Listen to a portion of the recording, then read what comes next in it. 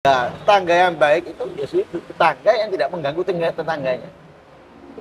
Simple, jangan mengganggu gitu ya. Iya, dengan apapun ya. Sikap, ya, dengan sikap, dengan lisan, atau perbuatan. Jadi tidak mengganggu.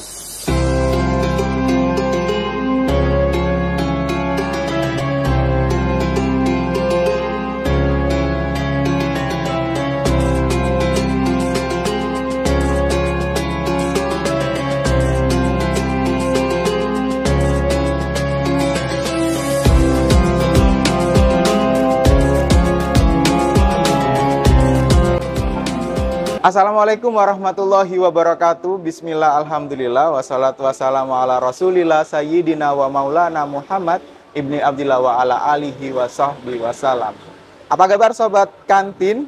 Semoga selalu dalam keadaan sehat walafiat, dan tentu saja kami doakan agar hajat-hajatnya selalu terkabul dan menjadi hajat yang terbaik insya Allah ya. Dan jumpa lagi bersama saya Ahmad Syauqi dalam program Kantin Habaib, kajian rutin bersama Habib di channel Majelis Al Ibadat. Saya ingatkan untuk kalian untuk selalu mensupport atau mendukung channel Majelis Al Ibadat dengan cara like, comment, subscribe, dan juga share ke sosial media kalian agar manfaat dari video ini bisa dimanfaatkan atau diterima banyak orang. Dan tentu saja jangan lupa nyalakan notifikasi loncengnya agar video-video baru dari Kantin Habaib atau siaran live dapat ternotifikasi di smartphone Anda. Dan kalau Kantin Habaib sudah tayang, tentu saja ada pembahasan yang menarik dan seru kalau kita bahas tuntas bersama guru kita, Al-Habib Hadi bin Segaf Al-Segaf. Dan Alhamdulillah beliau sudah hadir di tengah-tengah kita. Mari kita sapa dulu Ustaz Hadi. Assalamualaikum Ustaz. Waalaikumsalam warahmatullahi wabarakatuh. Bagaimana kabarnya pagi hari ini Ustaz? Alhamdulillah sehat walafiat. Alhamdulillah, semoga selalu dalam keadaan sehat dan selalu bisa membimbing kita di jalan yang benar tentunya Ustaz ya.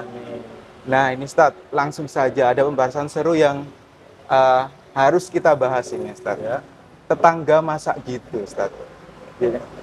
Tetangga masak gitu. Iya. Yang dimasak apa gitu juga baru tahu saya menunya ini. Nah ini kita akan menggodok tentang tetangga, bagaimana hubungan baik dengan tetangga, kriteria tetangga yang baik itu seperti apa, atau kita juga membahas hak-hak kita sebagai bertetangga. Silakan.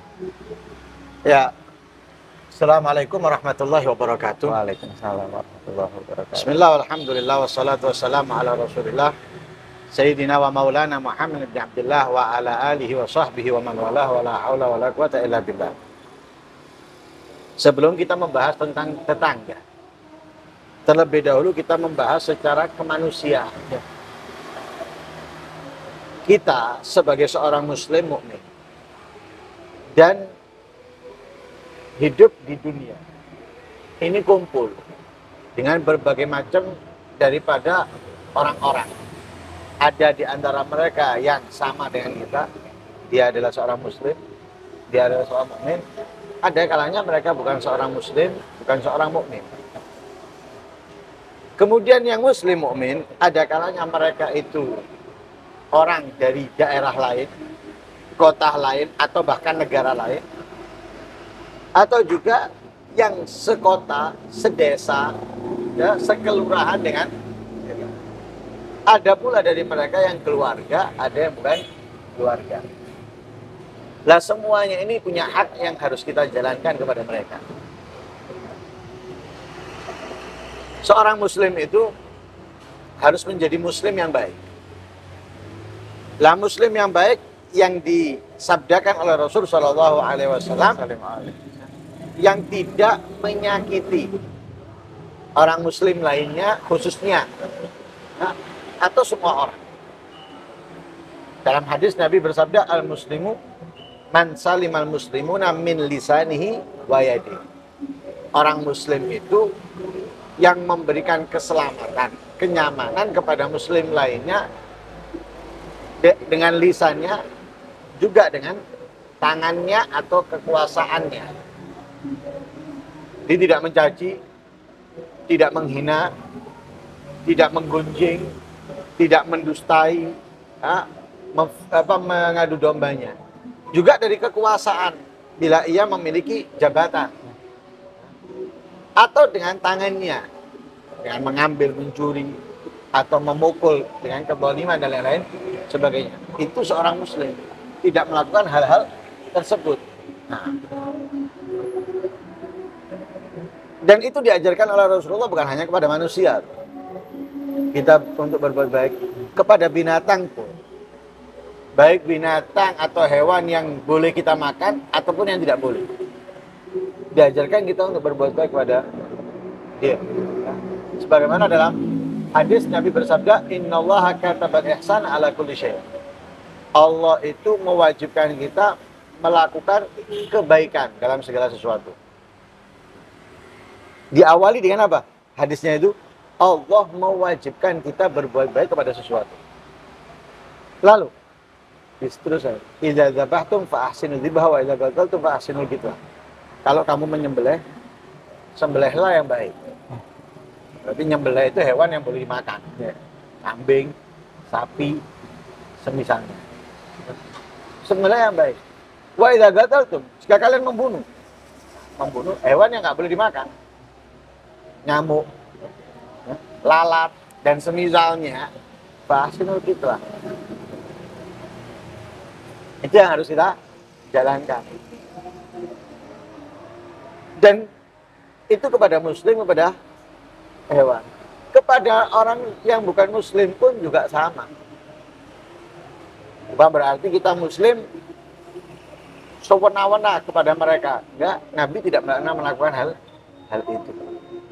Nabi tetap menghormati mereka sebagaimana mereka seorang manusia walaupun tidak beriman. Malah justru Nabi sangat mengharapkan keislaman dan keimanan mereka. Gitu kan. Baik Ustadz, balik lagi Ustadz.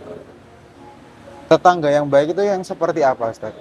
Nah, setelah kita membahas tentang secara global, secara umum, sekarang yang lebih Spesifik lagi. lebih Spesifik lagi. Spesifik Ya. lagi. Yang lebih dekat, Mendetail, ya. lebih dekat dengan kita.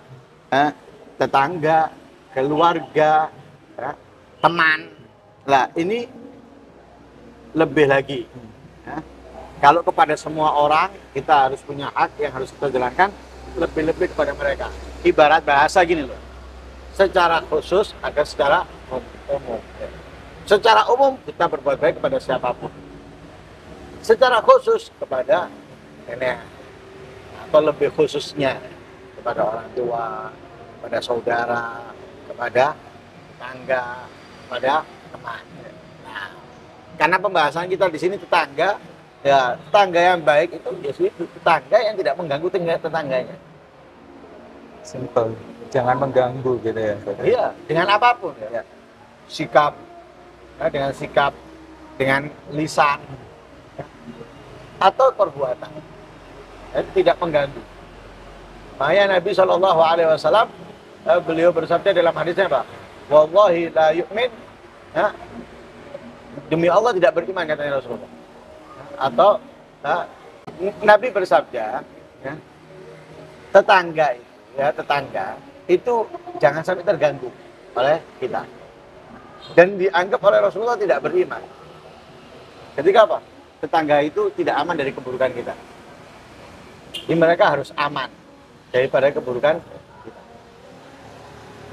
Kita harus menjalankan itu. Adapun misalnya tetangga kita sebaliknya, itu jangan dibalas. Kita jalankan kewajiban kita kepada tetangga. Jangan ganggu mereka, baik itu dengan lisan, baik itu dengan sikap dan perbuatan. Berarti balik lagi ke kitanya sendiri, kita harus berbuat baik ke mereka. Loh, itu pernah terjadi loh di beberapa sahabat atau beberapa ulama. Di antaranya Imam Abu Hanifah. Imam Abu Hanifah itu kan kalau malam bangun ibadah semalaman. Lah punya tetangga, kalau malam tetangganya ini mabuk, kemudian ngomong-ngomong, ya, ngoceh, ngomel, atau yang lain sebagainya. Jadi menghabiskan malamnya itu dengan minum-minuman. Kemudian dengan rame, terganggu. Tapi Imam Abu Hanifah dibiarkan. Setelah beberapa saat, nggak dengar Imam Abu Hanifah ini. Yang biasanya rame, ocehan, omelan daripada tetangganya yang sedang mabuk, ini enggak. Tanya, kemana dia? Akhirnya dia ngabari bahwa dia ditangkap di penjara. Imam Abu Hanifah besok paginya berangkat ke kantor polisi meminta untuk orang tersebut dibebaskan.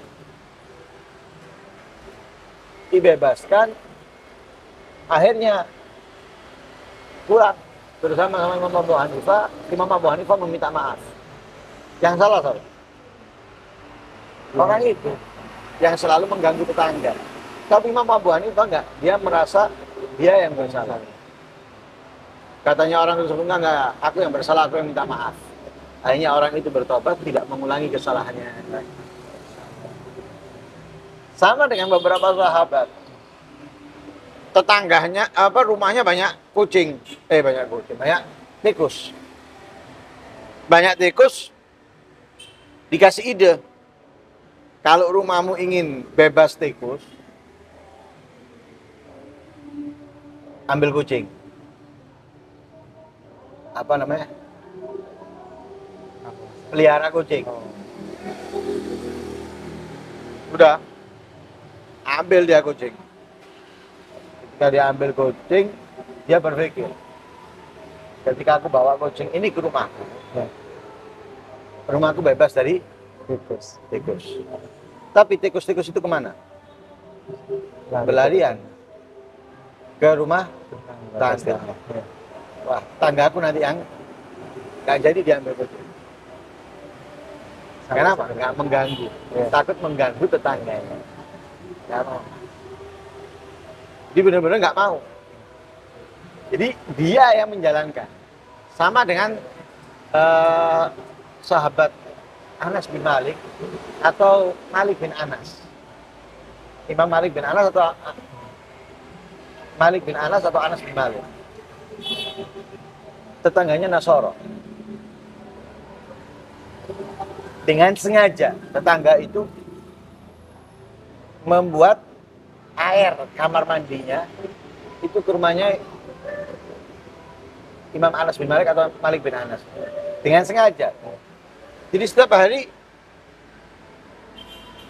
mensucikan, membersihkan, mengepel. Nah, najis setiap hari.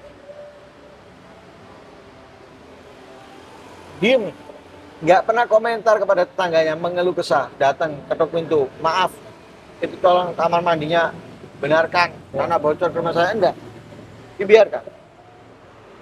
Padahal ini yang Yahudi atau Nasrani dengan sengaja melakukan. Tapi akhirnya dia penasaran, kenapa sih? Kok diem ini orang? Padahal ini adalah kotoran, najis, dia capek, tapi kok dia diem? Hanya nggak tahan dia, setelah beberapa saat didatangi. Maaf, kenapa engkau tidak berkomentar? Tidak datang ke rumahku untuk protes ini dan itu. Katanya dia, gimana aku mau protes kepada kamu? Nabiku saja itu menganggap tetangga itu mendapatkan warisan dari tetangganya. Karena begitu seringnya malaikat Jibril mewasiatkan atau mewanti-wanti, hati-hati dengan tangga, hati-hati dengan tetangga. Bagaimana dikatakan oleh Rasulullah? La mazala Jibril yusini bil jar hatta dhanantu annahu sayuwarrithu. Jibril itu sering datang mewanti-wanti kepadaku. Tangga, perhatikan. Sehingga aku mengira bahwa tetangga itu akan mendapatkan warisan dari tetangganya. Terkejut dengan penyampaiannya Imam Anas bin Malik atau Malik bin Anas ini, akhirnya yang Nasara tadi itu masuk Islam. Gak protes. Nah itu, ya kita harus menjalankan seperti itu kepada tetangga yang lain. Jadi tadi hubungan baik dengan tetangga sama juga memuliakan juga ya Ustaz. Bagaimana dengan hak-haknya ini, Ustaz? Hak-hak yang kita tunaikan ke tetangga tadi. Haknya tetangga itu ada 3 macam. Ada tetangga itu kalanya dia hanya tetangga, bukan saudara, bukan seagama. Dia hanya tetangga kita. Kita harus jalankan haknya dia sebagai tetangga. Jadi sebagai tetangga itu tidak mengganggu. Nah, kemudian jangan sampai dia kelaparan. Nah, sedangkan kita kenyang. Ketika sakit, jenguk, mendapatkan kebahagiaan, kesenangan, ikut senang, mendapatkan kesusahan, ikut susah, ikut sedih, itu haknya tetangga. Nah, ketika dia adalah seorang bukan muslim, bukan kerabat, kita tetap harus menunaikan haknya. Kalau dia muslim, kita muslim, dia muslim, bukan kerabat, berarti kita harus menunaikan 2 hak di situ. Haknya sesama muslim, juga haknya tetangga. Ini lebih khusus lagi kan. Tadi secara umum dia tetangga, secara kemanusiaan dan juga haknya tetangga harus kita jalankan. Yang kalau muslim bukan kerabat berarti haknya secara umum, kemudian haknya bertetangga, haknya sesama muslim. Yang ketiga kalau tetangga tadi itu adalah kerabat. Sudah kerabat, tetangga pula muslim. Maka kita harus menunaikan dari 3 hak. Haknya sesama muslim, haknya bertetangga, kemudian haknya kerabat. Yang masalah itu orang itu balas membalas. Iya. Nah, itu yang dikasih apa gitu, balasnya apa? Ini melakukan ini, juga melakukan itu. Nah, itu yang masalah. Kalau balas membalas dalam kebaikan nggak apa-apa.